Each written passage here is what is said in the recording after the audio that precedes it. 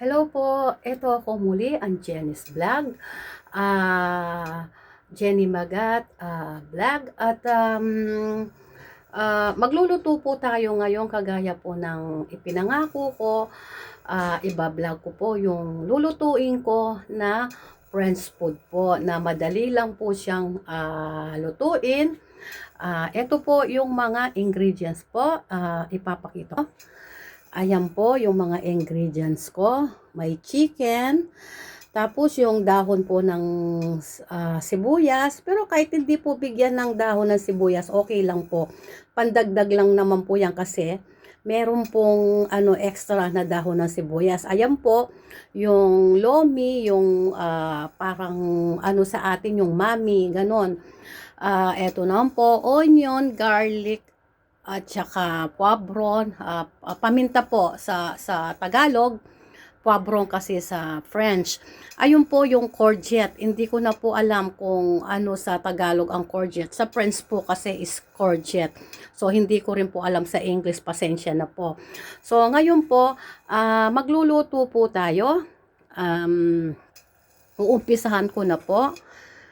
Magluluto tayo na una po, ipiprito ko muna po yung ipiprito ko muna po yung manok. Ayan po. Piprito muna po natin ang manok. Iyaano ko lang po yung yan. Ipiprito ko muna po yung manok. Ayan po, yan.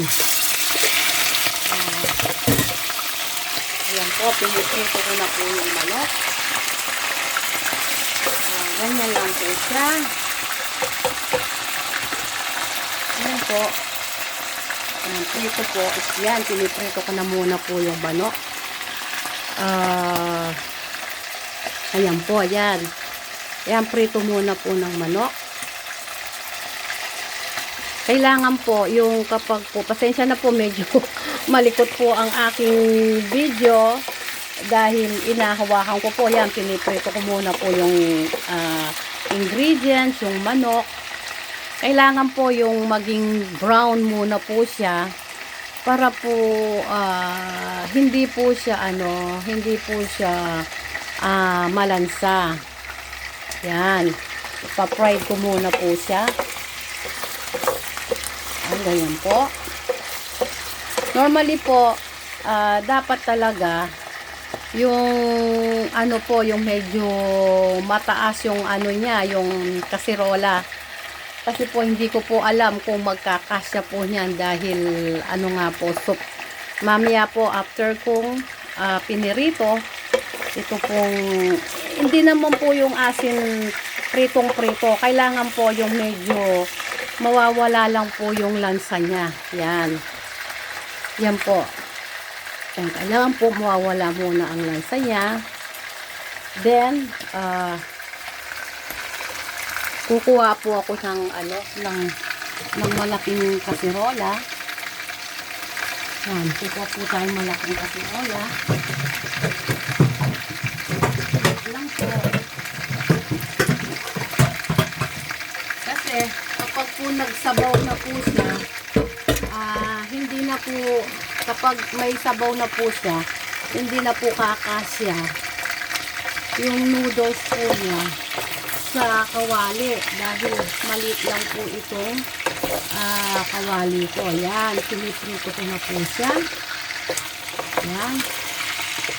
First, cook the chicken and fry the chicken. Yes. Yan. Yan. Lalakasan ko po yung lalakasan ko yung aking pasensya na po sa sa vlog ko kasi ngayon bagong vlogger pa lang po ako at ito nga yung pagluluto po ang vlog ko po ngayon, yung French food po na madaling lutuin. Kasi po marami po akong natutunan na mga French food po dito sa Paris. Kasi ang unang trabaho ko po dito ay caregiver sa matanda. Siyempre po dahil ayun nga po, ang unang trabaho ko po dito, live-in tinuruan po akong magluto dahil kasi po yung matanda, pinagluluto ko noon. And then, ayun nga po, kaya natuto po akong nagluto. Mas natuto pa nga po ako nagluto ng mga French food kaysa sa mga Filipino food. Kaya yun pong chicken champignon din po, ang amo ko rin po ang nagturo sa akin nun. Dati hindi ko naman alam lutuin yun dahil nung nasa Pilipinas ako, ang alam ko lang lutuin sinigang at saka prito. Yung mga mild lang po ang alam kong lutuin noon. Pero ngayon po, marami na po akong alam lutuin. Siyempre po bilang OFW, kailangan marami po tayong alam para kahit saan tayo ilagay ay pwede po tayo. At saka kailangan maging masipag din po tayo. Kasi dito po sa Paris ay mababait naman po ang mga amo. Bibihira lang po yung hindi masyadong mabait. Pero marespeto po ang mga Pranses. Lalo na po sa oras. Saka yung mga Jewish po, mababait po sila.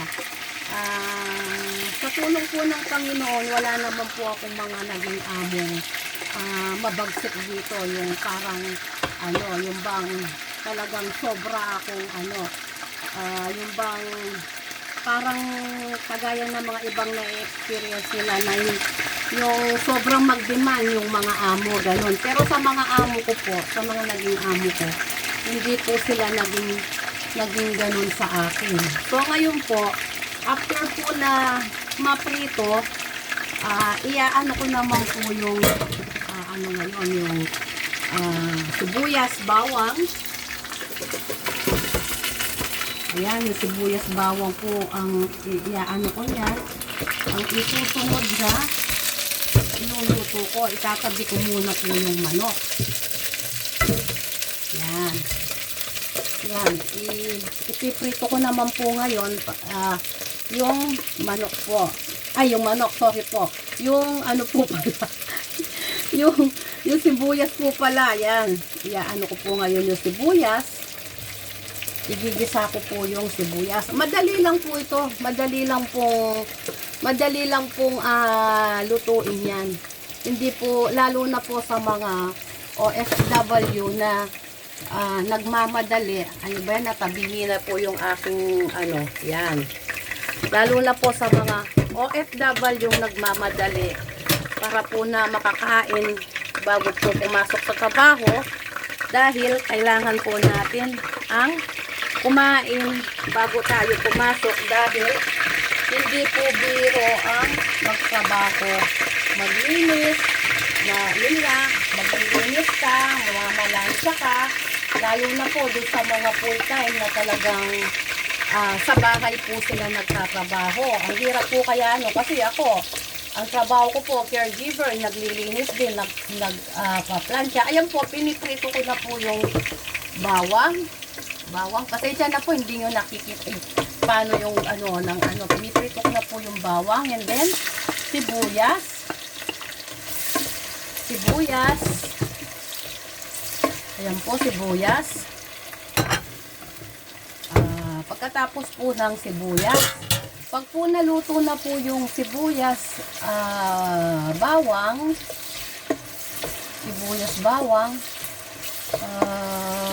hayaan lang pong maging brown. Iaano ko muna po yung sibuyas bawang na para iaharap ko lang muna po yung video sa akin para naman nakikita po ninyo ako. Ayun po, pagka naluto na po yung sibuyas bawang. Ayun po, ang gagawin ko po nito, ilalagay ko na rin po yung mga manok ulit. Yung pinrito ko po ng mga manok. Yan po. Yan. E di, andyan na po yung mga manok. Nilagay ko na po. Na-mix ko na po doon sa sibuyas, bawang, yung mga manok na pinrito ko. Eh ngayon, ang gagawin ko po muli, bubuhusan ko po ng tubig. Yan, tubig. Palalambutin ko po yung manok. tsaka pakukuluin. Anyway po, yung ano po, yung tubig po, dati na pong nakuluan yan, para po hindi matagal, hindi kayo mainit. Yan. Dati na pong nakuluan po yung tubig. Ngayon, pagka kumukulo na po yung tubig, isusunod na po yung, ito po, di po ba, kapag kumukulo na po yung tubig, tapos palalambutin yung manok. Yan, pabayaan na muna po natin lumambot yung manok. Kapag po malambot na po yung manok, kasunod na po yung courgette. Ito po yung courgette. Hindi ko po alam kung ano po sa English or Tagalog po ito. Kapag po malambot na po yung courgette, isunod na rin po yung ito po yung onion leaves. Magkakasunod na po sila yan. And then, kapag po yung courgette naman po, madali naman po malambot yan eh. Lumambot po. Eh ngayon kapag malambot na po yung courgette, isusunod na po yung itong Mickey. Itong Mickey sa atin, dito po sa French, ang tawag po dito ay tanggel. Sa French language po, ay tanggel. Ang nakalagay po dito, 3 minutes lang. 3 minutes lang, luto na. Kaya kailangan pong mauna muna yung courgette at saka yung onion leaves. Kapag po nalambot na yan, isusunod na po yung tanggel. Nakalagay po dito 3 minutes na pagluluto dito sa ano. Pero ako po, ginagawa ko pong 5 minutes to 6 minutes yung pagluluto po ng tanggel. Andali po, lalagyan ko lang po ng paminta. Saka syempre, ihinain ko muna yung ano. Ayan, lalagyan ko po ng paminta, yung pinapakuluan ko pong manok. At saka may sibuyas, bawang, naprito na po lahat yan. Eh ngayon, ang kasunod po, syempre, yung asin. Ako po, ayoko po maglagay ng maraming asin. Konti lang po na asin. Kasi okay lang po na konti na asin.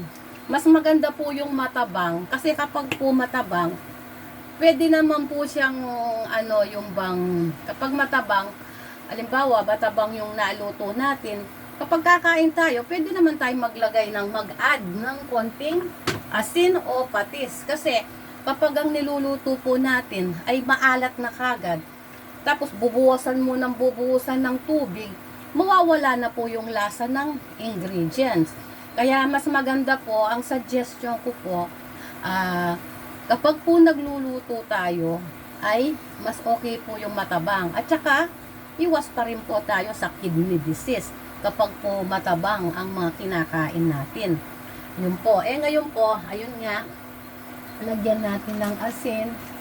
Tapos na po yung asin. Tapos, hindi na po ako naglagay ng Knorr cubes. Hindi na po ako naglagay ng Knorr cubes. Kasi po, kahit naman po hindi lagyan ng Knorr cubes yan, eh masarap naman po kahit po walang Knorr cubes. Kasi malasa po yung manok. Eh ngayon po, titignan ko po kung malambot na po yung manok. Ang dali po, kuha lang ako ng hindi.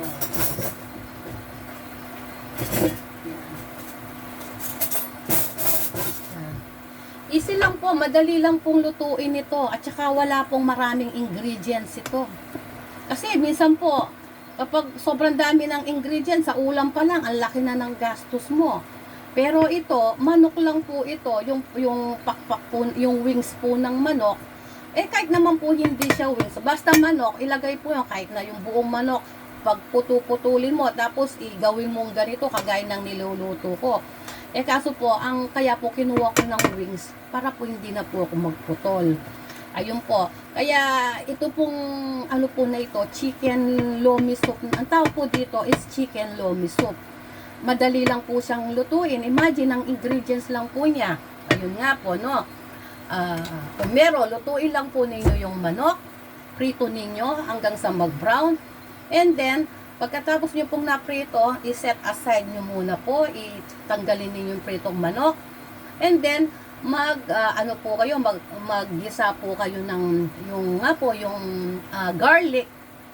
Iprito nyo po yung garlic pag brown na. And then, yung sibuyas. Ngayon po, kapag po na ano na yun, ibalik na po ninyo yung chicken na naprito. And then, lagyan nyo na po ng tubig at pakuluin, palambutin yung, yung manok. Pagkatapos kung pinalambot yung manok, ilagay na po yung courgette at saka yung onion leaves. And then, pag medyo malambot na po yung courgette, pero masarap po sa courgette, is half cook. Kasi hindi ko po, pasensya na po, hindi ko po na-search kung ano ito sa sa Tagalog. Yun nga po yung courgette. Parang itsura po niya pipino, pero hindi po siya pipino. Nasa Pilipinas po, pero dito sa Paris naintindihan nila yung courgette. Pero yung nasa Pilipinas po, pasensya, hindi ko alam kung ano siguro courgette din ata ang tawag. Na-slice ko na kasi po kagad eh. Ayun nga po, pagka nailagay na po yon, yung courgette tsaka yung yung onion, ilalagay na po yung Mickey, yung parang Mickey. So ang ingredients lang po niya, chicken, garlic, onion, at saka yung courgette, at saka kung gusto po nyo pong mag-add ng dahon ng sibuyas, pwede. And then, yung Mickey lang po. At madali lang po siyang lutuin.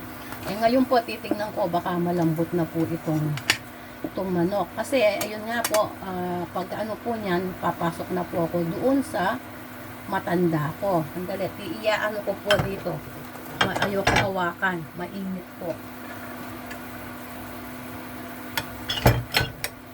Masarap po kasi kapag yung manok ay malambot. Lalo na po,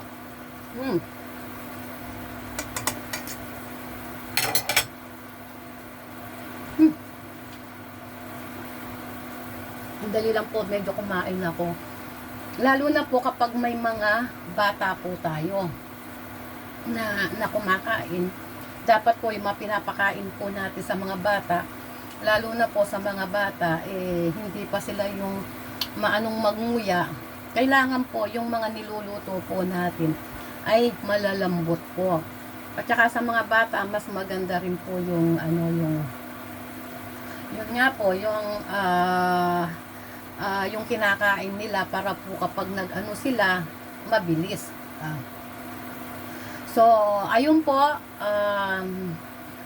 kasi po ito, kung pakikita ko, hindi ko na po ipapakita sa inyo kung paanong pagbuhos or basta yun po kasi baka po tatagal ang vlog natin. Pag po malambot na muli po, uulitin ko para po hindi po kayo pag malambot na po yung chicken, ito po, kahit paulit-ulit po, ilalagay nyo po yung courgette. Pag kasi hindi pa po malambot yung chicken po so hindi ko na po hintayin lumambot. Ngayon po, pag malambot na po yung chicken, ilagay nyo yung courgette.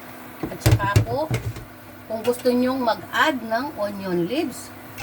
Pagka medyo malambot na po yung courgette, ilagay lang po ninyo itong Mickey. And then po, pagluto na po yun, kakain na po tayo. Masarap po yun. Niluto ko po ito kasi po, after ko po magluto, papasok po ako sa work. And then, after ko po doon sa matanda, kakain muna po ako. Uuwi ako kakain. And then, magtatrabaho na naman po ako sa kabila noon. Dahil ang mga trabaho ko po, malapit lang po dito. Kaya, ayun po. Marami pong salamat.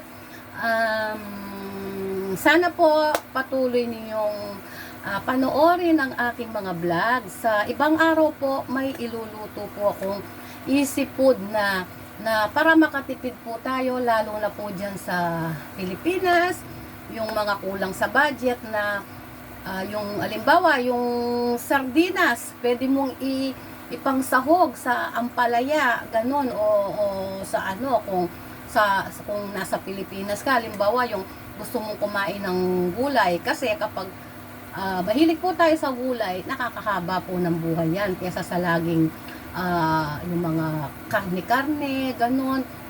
Yun nga po, kaya Mag-ingat po tayo dyan sa mga OFW at sa nasa Pilipinas po. Marami pong salamat at sana po naging masaya kayo sa panonood po ninyo sa aking vlogs dito sa pagluluto. Siguro po itong pinapakuluan kong manok, mga 3 minutes pa po siya. Kaya ayun po, hindi ko na po ipapakita sa inyo yon. Kaya yun po, maraming salamat po sa pagsubaybay ninyo sa mga viewers. Marami pong salamat. At please po, like and share. Sa mga ibang araw po, magluluto po ulit ako. At kung ano po, pwede naman po kayong mag-request. Mag-comment po kung kaya ko pong iluto na French food. O kahit sa Italian food din po, marunong din po ako. Kagaya ng mga pasta. Kasi po dito sa tagal ko po dito sa Paris, hindi na po ako nasanay na laging kumakain ng kanin. Kasi minsan yung mga pasta, ganyan. Kaya marami din po akong natutunan sa yung mga way ng pagluluto po, yung mga easy, yung pagluluto din po ng pasta. Oo nga pala, may idea nga pala ako. Next time po, magluluto po ako ng pasta, yung madali lang na konti lang po ang budget, lalo na po yung nasa Pilipinas, at madali pong lutuin. Yun lamang po. Marami pong salamat. Ciao po. Happy watching po. At muli, God bless po sa ating lahat. Ciao po.